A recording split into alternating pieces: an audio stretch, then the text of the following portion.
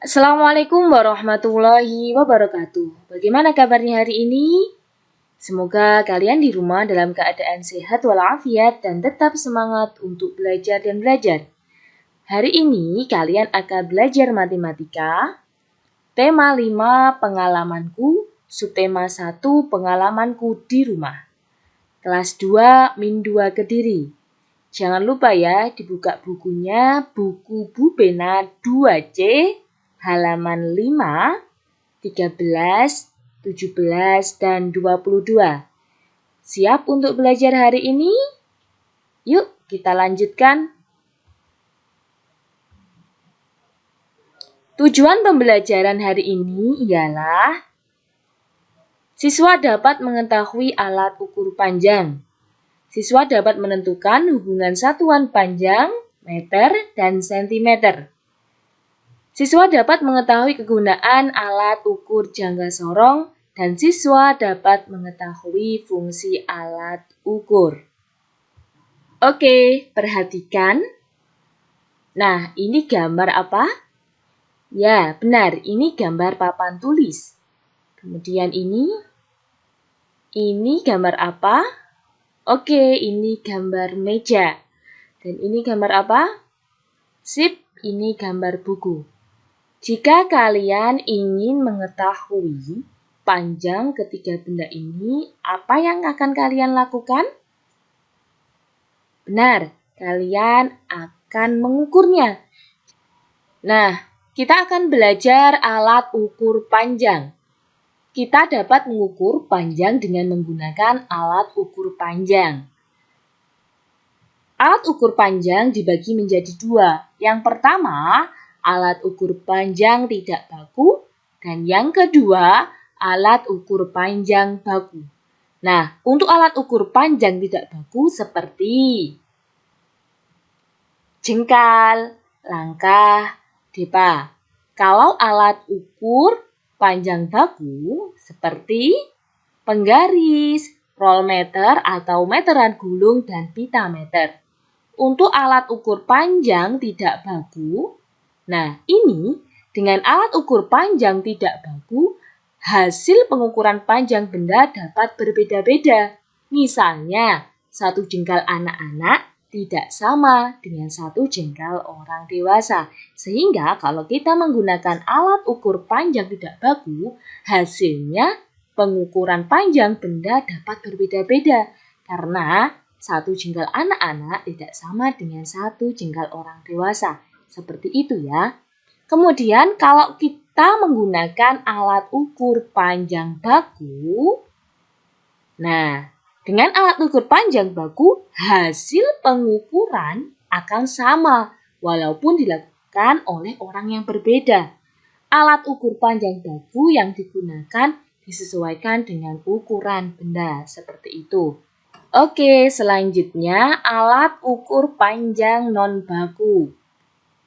Di bawah ini merupakan contoh alat ukur panjang non-baku, yakni yang pertama yaitu satu jengkal. Nah, satu jengkal ini diukur dengan menggunakan tangan dari ujung jempol ke ujung kelingking.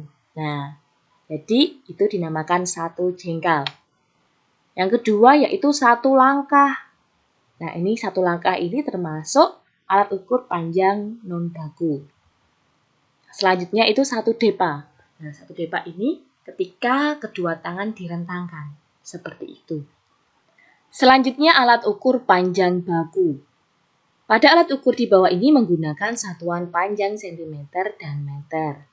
Nah, ini gambar penggaris. Penggaris ini satuan panjangnya cm. Untuk mengukur panjang pensil atau kuas bisa menggunakan penggaris.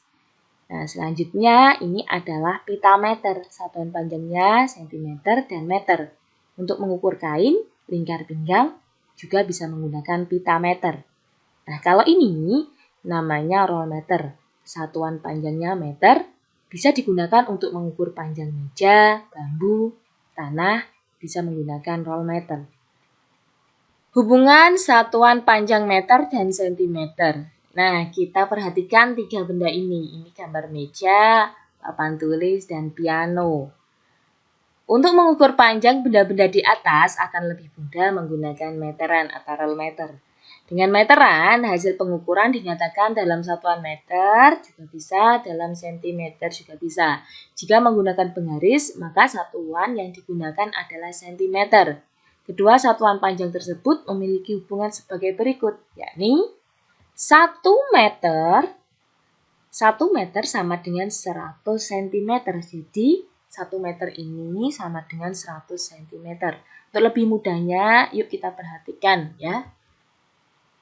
Nah, hubungan satuan panjang meter dan sentimeter di bawah ini. Nah, ketika ada angka 4 meter sama dengan titik-titik sentimeter, berapa ya kira-kira? Nah, meter ke sentimeter. Ini meter, ini sentimeter. Kalau meter kan dilambangkan dengan M, kalau sentimeter dilambangkan dengan cm. Nah, ketika meter ke sentimeter, ini ditambahkan 0 berjumlah 2. Jadi ditambahkan 0 berjumlah 2. 4, nah sini tulis 4, kemudian tambahkan 0 di belakangnya berjumlah 2. 1, 2. Nah, hasilnya akan seperti ini. 4 meter sama dengan 400 cm. Jadi ditambahkan 0 berjumlah 2. 1, 2. 4-nya ditulis, kemudian ditambahkan 0 berjumlah 2. Jadi 4 meter sama dengan 400 cm. Nah, selanjutnya, kalau kita balik sentimeter ke meter, 800 cm berapa meter ya? Nah, sentimeter ke meter. Kalau sentimeter ke meter dikurangi 0 berjumlah 2 atau 0-nya dicorek 2 kali. Jadi kan ini 800. 0-nya dicorek 2 kali. 1, 2. Sehingga akan menghasilkan seperti ini. 800 cm sama dengan 8 meter. Nah, kalau meter ke sentimeter ditambahkan 0 berjumlah 2, kalau sentimeter ke meter dikurangi 0 berjumlah 2. Seperti itu ya. Oke, sekarang kita akan mengenal jangka sorong. Nah, ini merupakan gambar dari jangka sorong. Nah, jangka sorong biasanya digunakan untuk mengukur panjang garis tengah-tengah benda-benda yang bentuknya bulat atau lingkaran. Jadi jangka sorong ini biasanya digunakan untuk mengukur panjang garis tengah benda-benda yang bentuknya bulat, lingkaran. Contohnya seperti kelereng, pensil. Pensil ini kan berbentuk bulat atau lingkaran ya, kelilingnya ini. Nah, kemudian mur dan cincin. Secara umum, jangka sorong ini terdiri atas 2 bagian, yaitu bagian tetap dan bagian geser atau bergerak yang bisa digerakkan. Seperti itu ya. Kemudian fungsi alat ukur. Nah, kalau penggaris biasanya digunakan untuk mengukur panjang benda yang kurang dari 30 cm. Jadi umumnya rata-rata penggaris itu panjangnya sekitar 30 cm. Umumnya seperti itu.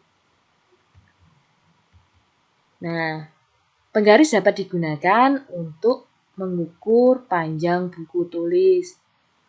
Bisa buku tulis kalian, buku pena juga bisa. Kalau meteran dapat digunakan untuk mengukur panjang benda yang lebih dari 30 cm. Nah, kita bisa mengukur meja. Kalau jangka sorong dapat digunakan untuk mengukur panjang garis tengah atau kedalaman benda-benda berbentuk bulat atau lingkaran. Nah, bisa untuk mengukur garis tengah kelereng. Seperti itu ya. Nah, sekarang latihan soal. Kalian dapat mengerjakan latihan soal subtema 1 halaman 24, muatan matematika saja ya. Ingat, muatan matematika saja, Bu Pena 2C halaman 24. Dikerjakan di buku tulis matematika streaming ya, yang buku kotak-kotak itu. Jawabannya saja. Oke, sekian belajar kita hari ini. Tetap semangat dan terus semangat. Terima kasih. Wassalamualaikum warahmatullahi wabarakatuh.